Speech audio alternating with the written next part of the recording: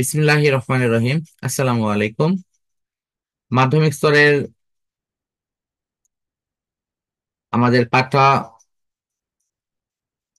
পাঠ্য কর্মসূচি চালু আছে। এটাতে আজকে আমরা গণিত বিষয় নিয়ে আলোচনা ইনশাল্লাহ করব। তো এর পূর্ব ক্লাসে আমরা জ্যামিতি বিষয়ে কিছুটা পড়া আগায় নিয়েছি। তার পূর্বের ক্লাসে আহ বিশেষ করে ত্রিকোণমিতি, জ্যামিতি বিষয়ে কিছু বেসিক পড়েছি। তো আজকে আমরা এই পুরো গণিতটাকে আমরা কি কৌশলে আগায় নিতে হবে বা আমাদের টার্গেটটা শেষ পর্যন্ত ফুলফিল করা সম্ভব হবে কিনা, আমরা এটা নিয়ে একটু পর্যালোচনা করব। তারপর যথারীতি আমাদের টপিকস গুলো নিয়ে আলোচনা ইনশাল্লাহ করব। ফার্স্ট হলো, আমাদের গণিতে লিখিত নম্বর হলো 70। এটা সবাই জানো তো নাকি? লিখিত জি নম্বর 70, এটা সবার জানা আছে তো?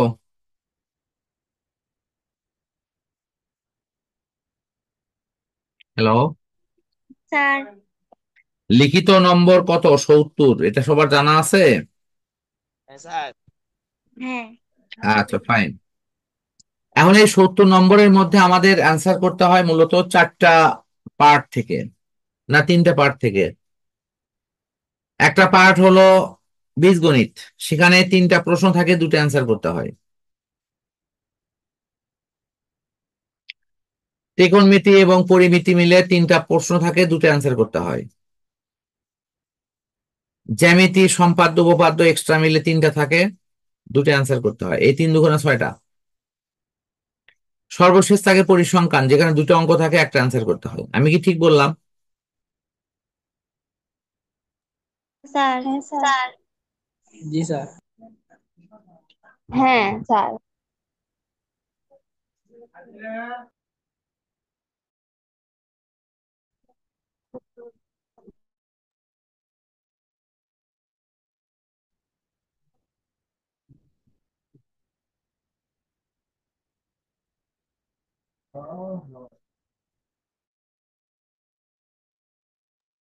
ঠিক আছে, তোমাদের উত্তর ঠিক আছে। আমি এরপর নেক্সট অপশন আসো হলো, তাহলে বীজগণিতে যে তিনটা প্রশ্ন আসে, আমার ফার্স্ট টার্গেটটা হবে যে এই তিনটা প্রশ্ন কোথায় থেকে আসে। মাইশা রওশন মনে হয় যুক্ত হয়েছে। এখন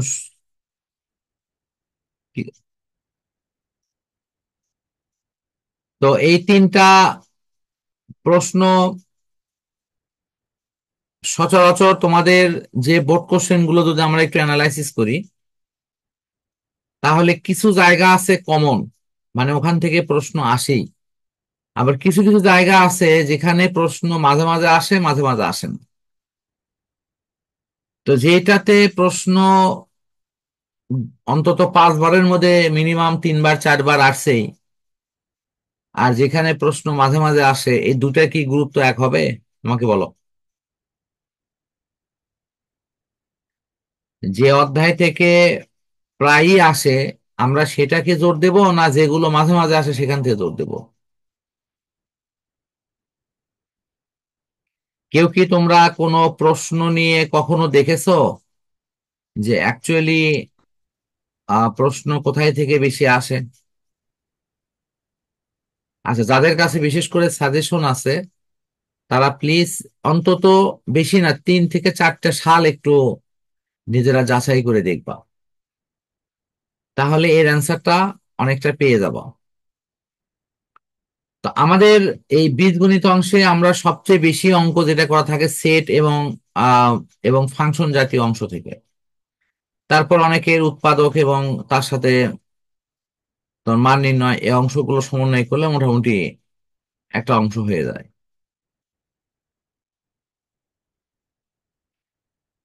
সবাই বুঝতে পারছো কি আমার কথা?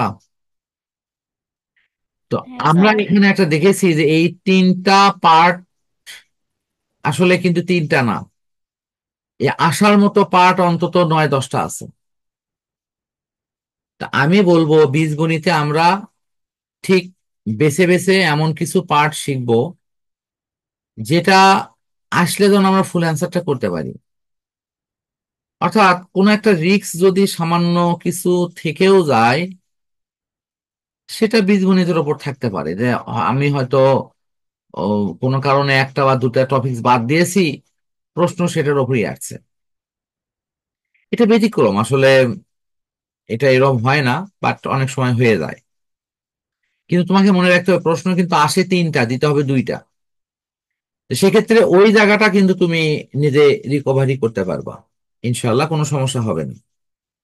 তো কাজে আত্মবিশ্বাস রাখো যে আমরা আমাদের চেনা জানা অংশগুলোকে আগে আত্মস্থ করব।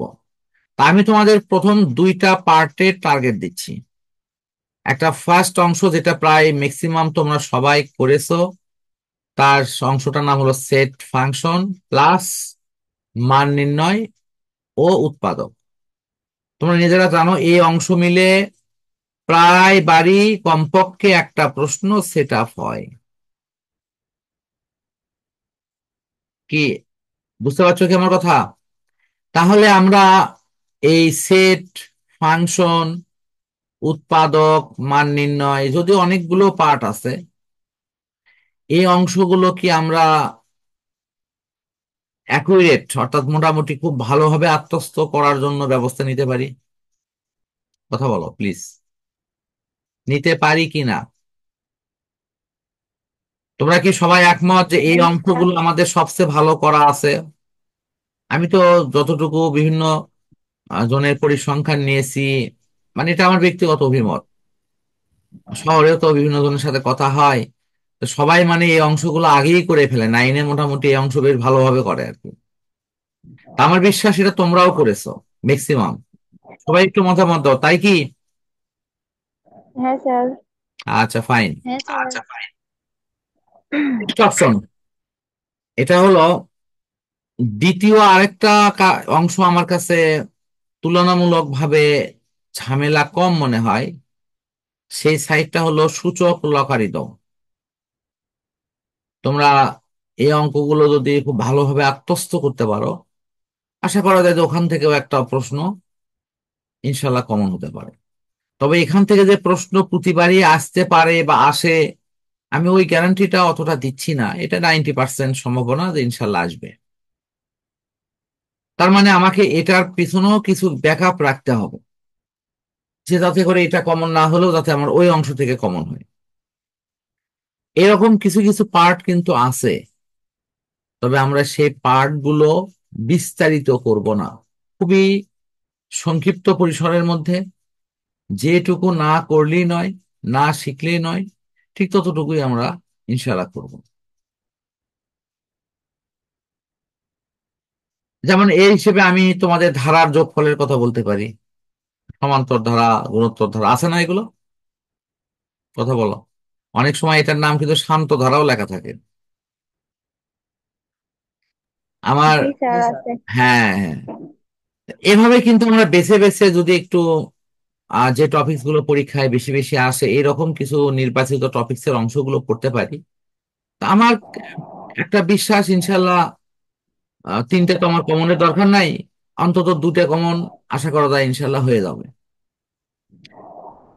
তাহলে বীজগণিত থেকে যদি দুটো অ্যান্সার করতে পারো, আমি দ্বিতীয় অপশনে আসি হলো জ্যামিতি নিয়ে। আমি জ্যামিতির ব্যাপারে মানে বীজগণিতের চাইতেও বেশি আশাবাদী। তোমরা হয়তো হতাশায় অনেকে ভুগতেছো, আসলে এই হতাশাটা প্লিজ সবাই ঝেড়ে ফেলে দাও। আমার সাথে একটু উৎসাহ নিয়ে কাজ করা শুরু করো, এবং মনের মধ্যে একটু সাহস নাও যে ইনশাল্লাহ আমরাও পারবো। কারো হেল্প লাগবে না, কোনো সাজেশন লাগবে না। হ্যাঁ, আমরা সামনে যে পরীক্ষা আসছে, যদি এই পরীক্ষায় 50 অ্যান্সার করতে পারি তো ওইটুকুই করো, অসুবিধা কি? 50ই হোক, কোনো হেল্পের চিন্তা করো না। হেল্পের চিন্তা মাথায় আসলে তোমাদের ভিতরে পড়ার চিন্তা মাথা থেকে উঠে যাবে। এই জন্য আমি তোমাদের আহ্বান করব, তোমরা স্বনির্ভর হওয়ার জন্য। তো জ্যামিতিতে আমি ফার্স্ট যেটা ধরবো সেটা হলো একটা, যে কোনো ভাবেই হোক একটা সম্পাদ্য আমাকে কমন ফেলতেই হবে। একটা সম্পাদ্য কমন ফেলার মানে কিন্তু একটা পড়বো না, অবশ্যই বেছে বেছে হয়তো 10টা পড়বো, তার মধ্যে থেকে যেন একটা আমাদের ইনশাল্লাহ কমন আসে। তোমরা কি মনে করো সম্পাদ্য কমন করা বা লেখা সম্ভব না? তোমাদের কি বলে মানসিকতা বলো তো?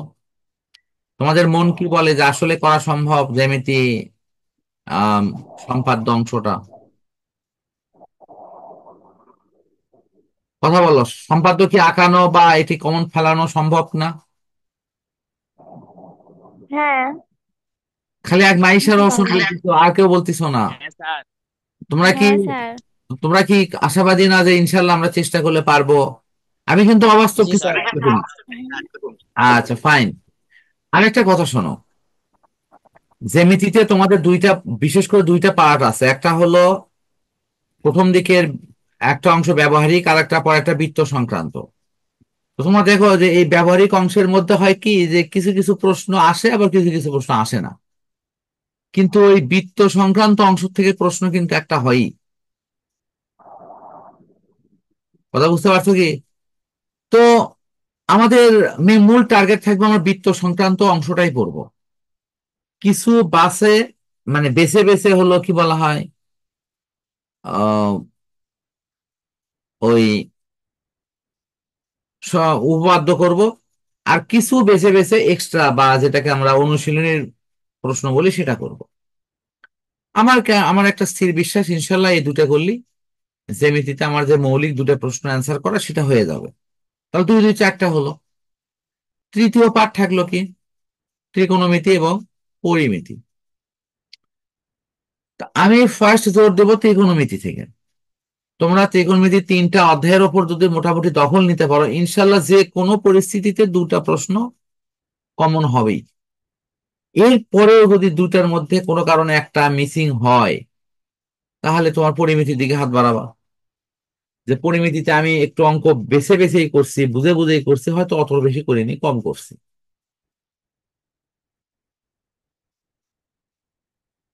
তো এভাবে তুমি একবার চিন্তা করে দেখো যে আমাদের কিন্তু চেষ্টা করলে ইনশাল্লাহ জ্যামিতিতেও 100% তোলা সম্ভব। এখন সেটা থাকলো পরিসংখ্যান। তোমরা নিজেরা একটু মন থেকে বলো তো, পরিসংখ্যান কি সত্যি আনকমন হওয়ার মতো কোনো বিষয়? সবাই বলো প্লিজ। না স্যার। এটা না না কি স্যার। অনেক সহজ না না? স্যার। তাহলে আমি যে সাতটার স্বপ্ন দেখাচ্ছি, আমি তর্কের খাতিরে মেনে নিলাম কোন কারণে এর মধ্যে হয়তো সর্বোচ্চ দুটো আনকমন হতে পারে। সাতটা কমন হলো না, কিন্তু পাঁচটা হয়ে গেছে। আচ্ছা তুমি যদি পাঁচটা অ্যান্সার করো 50 নম্বর, আমি ভাবলাম যে আরো না হয় দুই এক নম্বর বাদ দিলাম, 45 নম্বর। এখন আসো প্র্যাকটিক্যালে, ইয়ে সরি, নৈবেত্তিকে। এই জায়গাটা তোমাদের কিন্তু একটা বিশাল ঘাটতি অলরেডি হয়ে গেছে, এবং না পড়লে এটা আরো হবে। তোমাদের কি মনে হয় নৈবেত্তিক কি পড়তে হয়, না খালি এমনি নিজেরা চেষ্টা করলেই হয়? পড়তে হয়। ইয়েস। আমার ইচ্ছা আছে, আমি জানি না আল্লাহ কতটুকু ইচ্ছা বাস্তবায়নের সুযোগ দেবে। আম, তোমরা যে নৈবেত্তিক গুলো পরীক্ষায় আসে, আসলে এগুলো নিয়ে কখনোই কোনো প্যাটার্নগত গবেষণা হয়তো কেউ করনি, এবং ইতিপূর্বে অন্য কেউ করেছে কিনা আমার জানা নাই। আমি কোনো টিচারের দোষ দেব না, আমি মূলত তোমাদেরকে বলতেছি তোমরা কেউ হয়তো করনি। তারা হয়তো অনেক স্যার কি? করেছে, অনেক কিছু বলছেও, তোমরা হয়তো সেগুলো শোনোনি, সেটা ভিন্ন কথা, আমি তাদের ব্যাপারে মন্তব্য না করাই ভালো। বাট আমি যেটা বলতে চাচ্ছি তা হলো, সত্যি তোমাদের মতো আশাবাদী হওয়ার মতো অনেক কিছু বিষয় আছে। সেই রকম গুটি কয়েক জিনিস শিখলে তুমি নিজেই, আমি তোমাদেরকে দেখায় দেব যে এই জিনিসগুলো বারবার আসছে পরীক্ষায়। কোনো ভয় পাওয়ার কারণ নাই, খালি ওগুলো শিখে নাও। শিখে নিলে তুমি কয়েকটা বোর্ড যখন নিজেরা টালি করে দেখবে যে আহা এগুলো তো কোনো ব্যাপার মনে হচ্ছে না, ইনশাল্লাহ দেখবে তখন তোমাদের এই দুর্দশা অনেকটাই কেটে যাবে।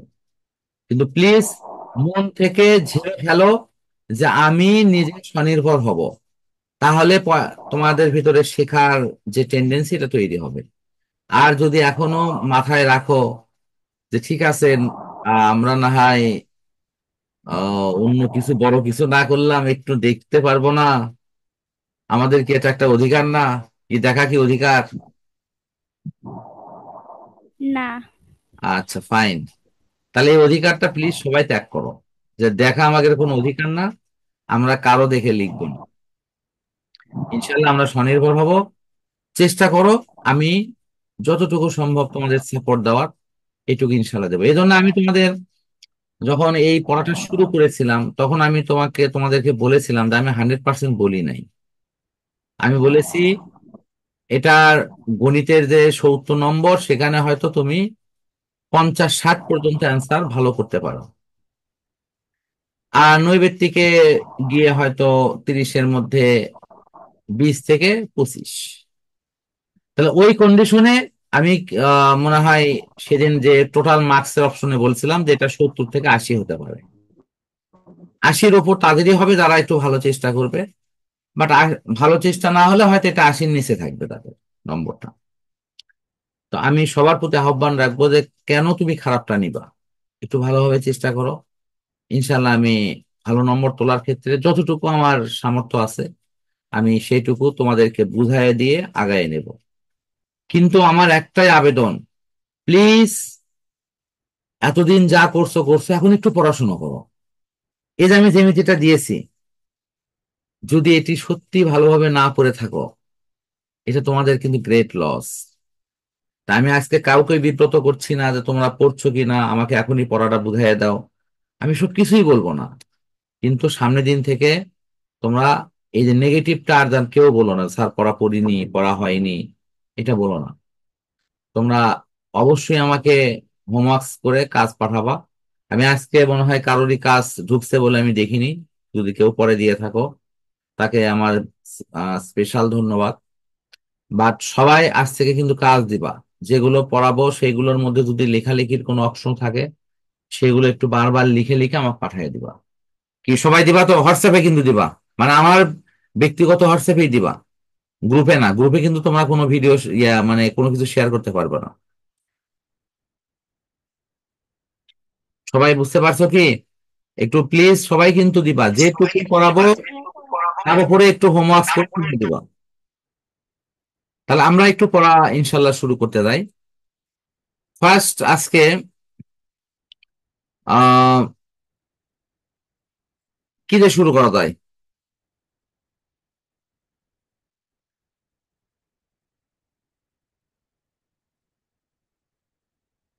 বীজগণিতের একটা বিশেষ টপিকস আজকে শুরু করা যাক। এটা হলো উৎপাদক। এবং প্রথমে আমাদের উৎপাদকের ওপরে আজকে আমি কিছু বেসিক আলোচনা করব, এবং উৎপাদক কত রকমে হতে পারে তার কিছু ফরম্যাট হয়তো ইনশাল্লাহ আমি দেখাবো। তো আমরা আলোচনার শুরুতেই একটু জানার চেষ্টা করি যে উৎপাদক আসলে কি। এটা কেউ কি বলতে পারো? মানে তোমাকে যদি বলা হয় যে উৎপাদকে পরিণত করো, আর তুমি যা ওখানে কি করবা, এটা হলো আমার প্রশ্ন। এবং কেন করবা? ধরো তোমাকে একটা এরকম অঙ্ক দেওয়া হয়েছে, এটা দিয়ে বলা হচ্ছে এর উৎপাদক করো, শুধু এক্স স্কোয়ার। এর কি উৎপাদক হবে বলো তো? একটু আনমিউট করে বলো প্লিজ, দু একজন বলো। না, এর উৎপাদক হবে কি? হবে না। হবে না? না। আর কেউ, সবাই কি একমত যে উৎপাদক হবে না? জি স্যার। জি স্যার। জি স্যার। আচ্ছা, আমি বলতেছি ইনশাল্লাহ উৎপাদক হবে। এই এই দুটো হলো উৎপাদক, এক্স এক্স। দ্যাট মিনস আমি যদি বলি এ প্লাস বি সমান কত, মানে A plus B whole square সমান,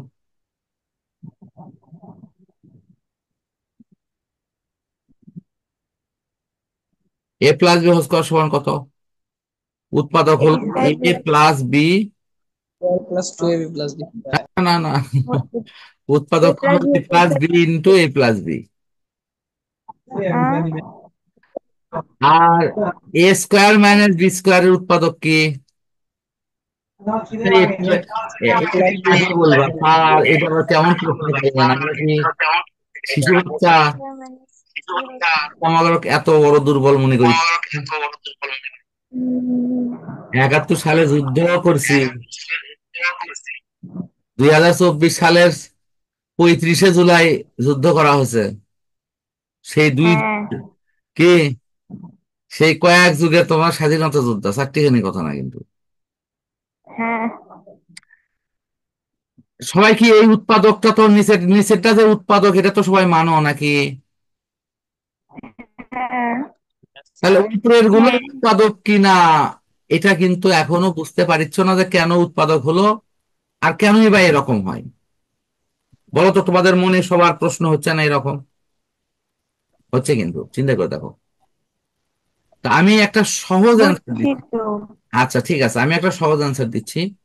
উৎপাদক মানে হলো কোন রাশিকে একাধিক রাশির গুণের সম্পর্কে প্রকাশ করা, মানে এই যে রিলেশনটা হবে গুণ আকারে।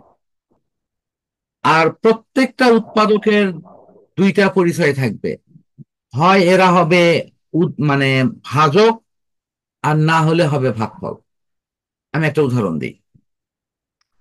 যেমন আমি সিক্স, খুব ছোট্ট একটা রাশি দিচ্ছি, 6 এর উৎপাদক কত? একজন বললো স্যার লেখেন 3 × 2 = 6। 3 × 2 = কত? 6। তার মানে 3 আর 2 কে গুণ করলে আমার 6-এর উৎপাদক পাওয়া যাচ্ছে। ক্লিয়ার, বুঝছো কি? এখন এই যে গুণের সম্পর্ক যে আছে 3 এবং 2, এটা কি দেখো তো, একটা গুণনের সম্পর্কটা আর কিছু আছে এখানে?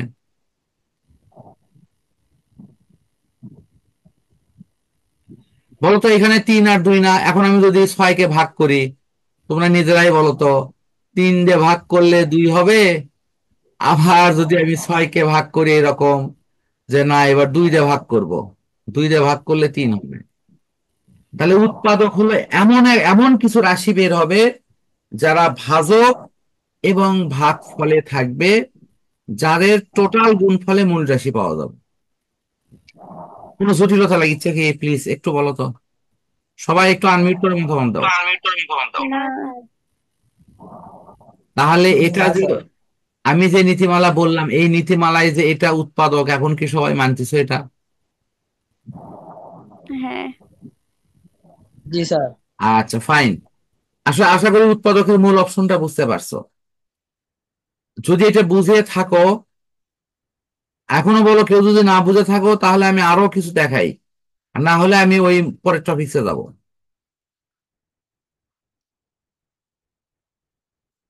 তাহলে আমি কি ধরে নিচ্ছি তোমরা এইটুকু বুঝছো সবাই? হ্যাঁ স্যার বুঝছি।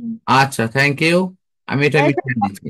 আচ্ছা, স্যার, উৎপাদকের একটু সবাই খাতা কলম কাছে নাও, এই কথাগুলো লিখে নিবা। প্রথম নিয়মটার নাম হলো কমন। আমি কিন্তু আবারও বলেছি, আমি সব হয়তো আজকে দেখাতে পারবো না, আমি যতটুকু পারি আজকে সেই কয়টা দেখাই, আর বাকিগুলো হয়তো আবার পরবর্তী ক্লাসে ইনশাল্লাহ আলোচনা করব। কমন, আজকে হয়তো বীজগণিত দেখাচ্ছি, নেক্সট দিনে হয়তো জ্যামিতি বা ত্রিকোণমিতি দেখাবো। এরকম একটা কিন্তু বৈচিত্র্যময় অবস্থান আসবে, এরকম যেন ভাবো না যে স্যার প্রতিদিন বীজগণিত দেখাবে, তা কিন্তু নয়। বিভিন্ন অংশগুলো পর্যায়ক্রমে ইনশাল্লাহ দেখাবো, যাতে করে পড়ার মধ্যে একটা বৈচিত্র্য অবস্থান আসে এবং সবগুলো পড়ায় আস্তে আস্তে এগিয়ে যায়। মূল টার্গেট পরীক্ষা ভালো দেওয়া। আশা করি আমার বিষয়ের সাথে সবাই সহযোগিতা করবা ইনশাল্লাহ, সম্ভব এটা। তো আমি আসি কমন নিয়মটা নিয়ে, যে উৎপাদকের ফার্স্ট নিয়মটা হলো কমন। কমনটা কি? যেমন আমি লিখলাম a+2a² প্লাস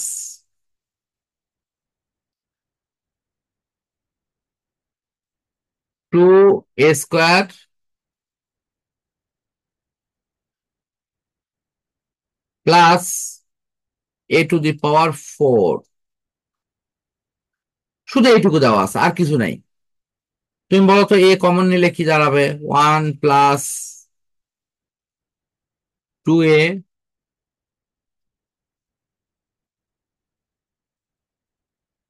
আর এটা কি কি হবে? প্লাস কি হবে? আমি যেহেতু এটাকে কমন নিচ্ছি, তাহলে কি a⁻³ না, মানে কিউব না? দেখো তো এরকম না, প্লিজ। খালি এই একটা করে বাদ দেবে। হ্যাঁ স্যার। দেখো হ্যাঁ স্যার।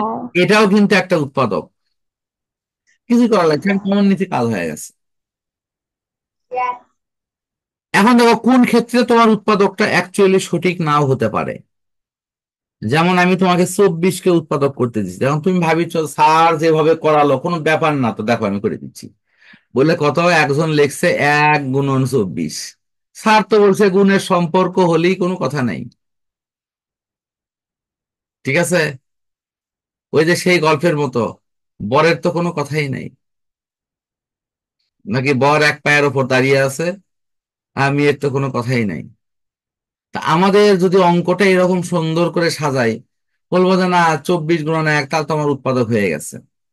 অথবা কেউ হয়তো বললো যে না স্যার আমি 2 × 12 লিখছি, আসলে নিয়ম অনুসারে কিন্তু এদের গুলো হয়ে গেছে। কিন্তু আসলে কি উৎপাদক ফুল হয়েছে এটা? কেন হয়নি? কারণ আমি 24কে কখনোই একের সাথে গুণ করে দিয়ে আমি তেমন কিছু পাবো না। যে কোনো রাশির জন্য একটা হলো কমন, মানে এক থাকবেই সেখানে গুণফল আকারে। ঠিক কিনা? কথা বলো। এক থাকবেই সেখানে। তাহলে আমরা এখানে এটাকে নিতে পারছি না, কারণ 12কে ভাঙাতে হবে। অর্থাৎ 12কে ভাঙলে 2 × 2 আরো এরকম অনেকগুলো ভাঙা ইনশাল্লাহ হবে। এই কারণের জন্য আমরা কিন্তু এই ফরম্যাটটা নেব না, আমাদেরকে ভাঙতে হবে ফুল ফিল।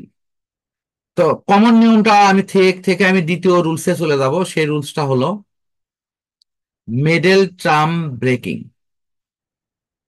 এই যে মধ্যবর্তী অবস্থানে এসে অঙ্ককে ভাঙতে হয়, আমরা আগে অঙ্ককে একটু চেনার চেষ্টা করি।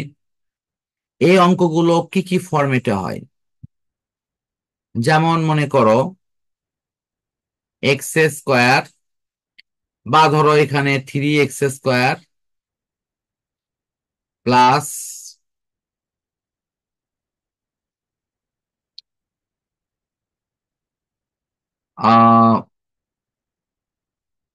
মিডল টার্ম ব্রেকিং এ xy প্লাস 2y², এরকম দেওয়া থাকলো। এখন যদি ফরম্যাটটাকে আমরা একটু সাজাই, কিভাবে সাজাবো একটু দেখো। এই 2 এবং 3, এটাকে কিন্তু আমরা গুণ করতে পারি। গুণ করলে ফলাফল কি হবে? কথা বলো। ছয়। 6 হবে। ছয়। আচ্ছা, আমরা এখানে একটা একটা কারণে এই এটাকে একটু মাইনাসই রাখি, পরে মাইনাস রাখার কারণটা পরে বলবো। 6 হবে। তা এই যে 6 হলো 2 এবং 3 গুণ করে, এই 2 এবং 3 মিলে কি একটি এক বানান যাবে না? অর্থাৎ কিভাবে বানান যাবে? 3 - 1, আমরা মানে 2 সমান কি 1 হবে?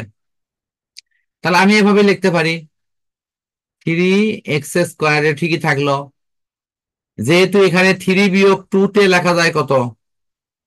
xy। কেউ যদি না বোঝো তার জন্য আমি শুধু এইটুকু বলি, মনে মনে ভাববা যে আসলে এটাতে তো 3xy আমি লিখতে পারি, সেখান থেকে বিয়োগ লিখতে পারি 2xy, তারপরে লিখতে পারি 2y²। তোমরা মিডল টার্ম ব্রেকিং এ কি এই কাজটা সবাই করো না? একটু প্লিজ বলো। কিন্তু অ্যাকচুয়ালি কি সবাই বোঝো যে এই কাজটা কেন করা হয়? সত্যিটা বলবা। আমরা কিন্তু এইরকম করে অঙ্ক করি, অধিকাংশ এই লাইনটা সবাই মুখস্থ করে বা মনে রাখে, পরীক্ষাতে খালি মনে থাকলে হলো। মনে আছে তো খালি করে, খালি কি বলা হয় যে তাড়াতাড়ি স্যারের হাতে দিতে পারলে পাইছি, কারণ যদি ভুলে যাই। বলো তো এরকম সমস্যা আছে কিনা, প্লিজ আমার সাথে একটু কথা বলো। হ্যাঁ স্যার। আচ্ছা, আজ থেকে মিডল টার্মের ইনশাল্লাহ এই সমস্যাটা থাকবে না। আমরা মিডল টার্ম আজকে হয়তো পূর্ণাঙ্গ শিখতে পারছি না, বাট আমি যেটুকু দেখাচ্ছি সেইটুকুতে তোমরা একটু বোঝার চেষ্টা করো। তোমরা করবা কি, এই দুইটা সহগ গুণ করবা, প্রথমটা আর শেষেরটা গুণ করবা, গুণ করে যোগ বিয়োগ করে মাঝখানেরটা মিলাবা, এবং এটা ইনশাল্লাহ মিলবেই। এবং দেখো এখানে মিলে গেছে। তাহলে আমরা কি করব, 3x কমন নিলে কি থাকে, এক্স প্লাস ওয়াই থাকে, দেখো তো ওয়াই না, এই যে এখানে 3x বাদ চলে গেছে। আচ্ছা, তাই থাকে কি, কথা বলো। এখানে এক্স থাকবে আর এখানে খালি ওয়াই থাকবে, এটা গেল। আর এখানে যদি আমি মাইনাস কত কমন নেব, 2y যদি কমন নেই, কি কমন নেব, -2y। 2yটা দেখো সবার মধ্যেই আছে। তাহলে কি হবে, এক্স হবে না, এখানে মাইনাসে মাইনাসে প্লাস, আবার এই মাইনাসের সাথে এই যে এখানকার মাইনাস কি প্লাস হয়ে যাচ্ছে না, হয়ে গিয়ে তাহলে এখানে কি থাকে, কথা বলো। এই জায়গায় কিন্তু ওয়াই স্কোয়ার, এটা ওয়াই স্কোয়ার হওয়ার অর্থ হচ্ছে টু ওয়াই থেকে যাচ্ছে। আমি আমি টু তো চলেই যাচ্ছে, এক্স সরি। Plus Y. হ্যাঁ, শুধু ওয়াই থাকছে, হ্যাঁ। X plus Y. X plus Y. এখন তাহলে X plus Y, Y X plus Y আমরা একত্রে লিখবো, এক্স প্লাস ওয়াই সমান এখানে কত, ইন্টু হলো 3x -2y। দেখো তো মিললো কি,